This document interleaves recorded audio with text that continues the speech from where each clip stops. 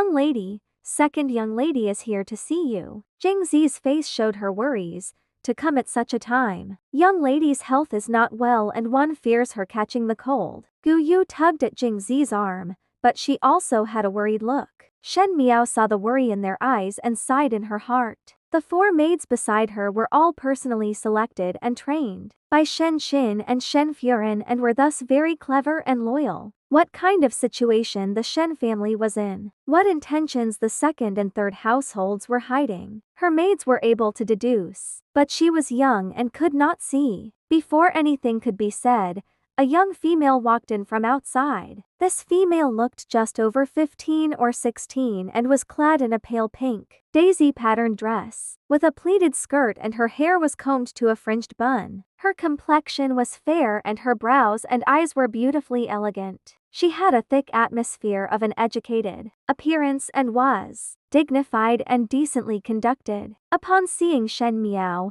she quickened her steps to the bed and spoke anxiously. Fifth younger sister, is your health better? After knowing that you had fallen into the water, I was worried for a long time. But Yuzhou Courtyard's people said that you needed to rest and I dared not disturb you. Hearing that you were awake today, I then dared to come over. Shen Miao looked at the young female in front. It was Shen Yue from the 3rd household of the Shen family. There were 3 daughters of the Shen family. Shen King was easygoing and magnanimous. Shen Yue was famous for her talents, while it was only Shen Miao, who had a disposition like a wooden block and lacked talent. Outsiders usually praised her as virtuous and quiet, but in fact they knew that there was no merit to it, and that she was a daughter that could not be shown in public. Previously, before Shen Miao was married off, she had the best relationship with Shen Yue. Shen Yue had a gentle temperament and could come up with ideas for Shen Miao many times. It was just that, at the beginning, Shen Miao was unable to see if the intention was good or bad and was blindly grateful to this Tangji for her help and dedication. For Shen Yue to come at this time,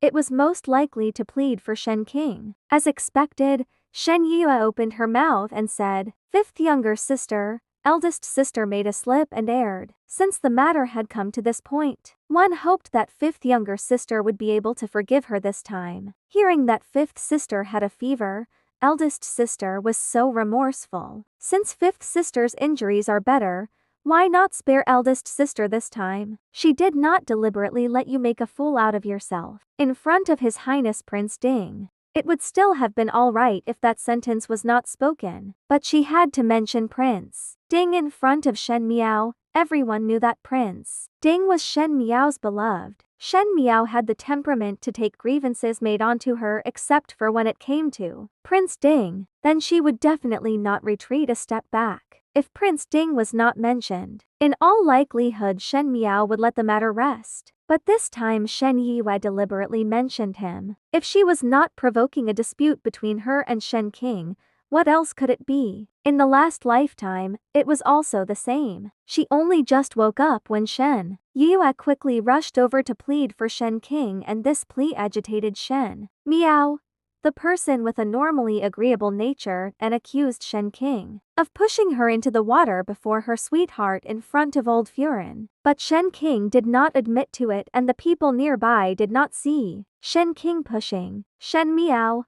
Old Furen had always been biased towards the 2nd and 3rd household and naturally gave her a lesson of not knowing how to cherish one's good name due to one's young age, yet still accused one's elder sister and confined her as punishment. After this matter was spread to the academy, Shen Miao became the laughing stock of the students and no longer attended classes. And much later she gradually faded out of the circle of the capital's noble ladies. Thinking about it now, her vision had always been confined by these people in the general's residence who created an illusion of the world. She had thought that she was virtuous and respectable, and did not know that in the eyes of outsiders, she was seen as weak and ignorant. She thought that loving Prince Ding was brave and courageous, but did not know that strangers viewed her as shameless. The result of these deliberate teachings had led her to a muddled impression in the beginning. Although she succeeded in marrying Fu Shiyi, she was considered as one who was unable to be presented to the public, and when everyone compared her with Mai Furin, they would only say that she was stupid and ignorant. What a stupid past. Shen Yue saw anxiety crossing Shen Miao's forehead, and her lips quietly revealed a trace of a smile. She knew that based on Shen Miao's temperament, as long as one mentioned Fu Shu Yi, she would definitely feel rage. But after waiting for a long time for a reaction that was yet unseen, Shen Yue looked over suspiciously over to see the young female looking at her with a smile. The young female's face was still very pale and her lips were very dry, but her dark eyes were fresh and full of life like grapes. Shen Miao's eyes were her best feature. Large almond-shaped eyes,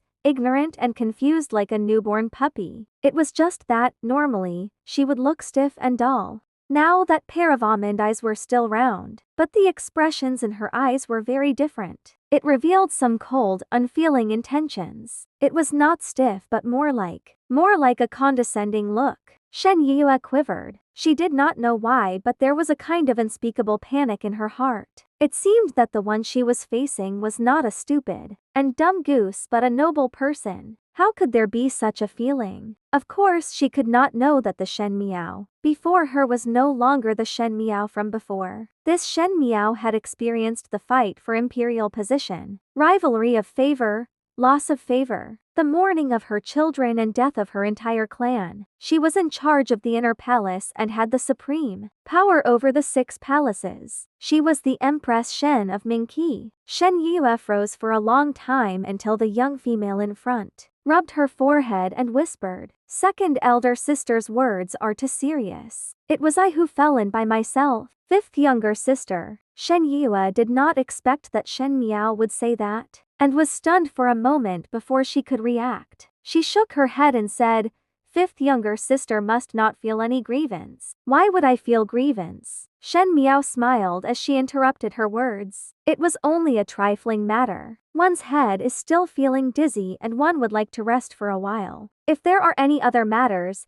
then it will be discussed at Zumu's place." With such words having been said, Shen Yue was unable to say any more. Even though she felt strange that Shen Miao did not treat her warmly, it could also be that Shen Miao was unhappy because she was made to look like a fool in front of Fu Shu Yi.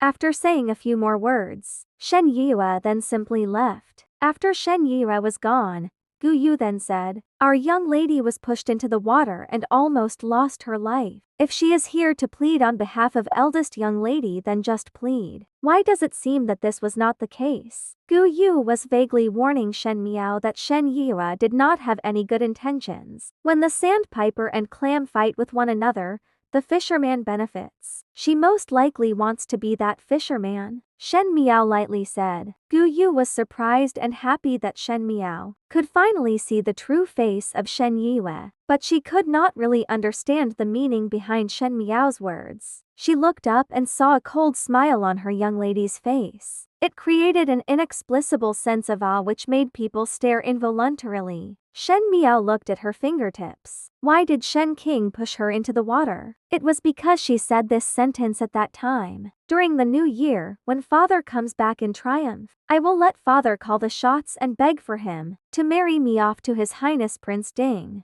She had really said it naively and felt that they were all one family, so there was no need for any scruples. Shen Xin was a great general in the imperial court. Therefore, if he was determined to marry his daughter off, nothing was impossible. Why would Shen Yue incite disharmony between her and Shen King? Naturally it was because Shen Yue also loved Prince Ding. In her past life, Shen Yue and Shen King only told her at the end of her life that they had both loved Fu Shu Yi for a long time. Thinking about it now, it had begun to take shape at this moment. Since both sisters harbored a crush on Fu Shu Yi, wouldn't it be a pity if they were not able to attain their wish this lifetime? She will definitely let their wishes come true. Second and third households' blood debt to the entire Shen family would be repaid from this moment onwards.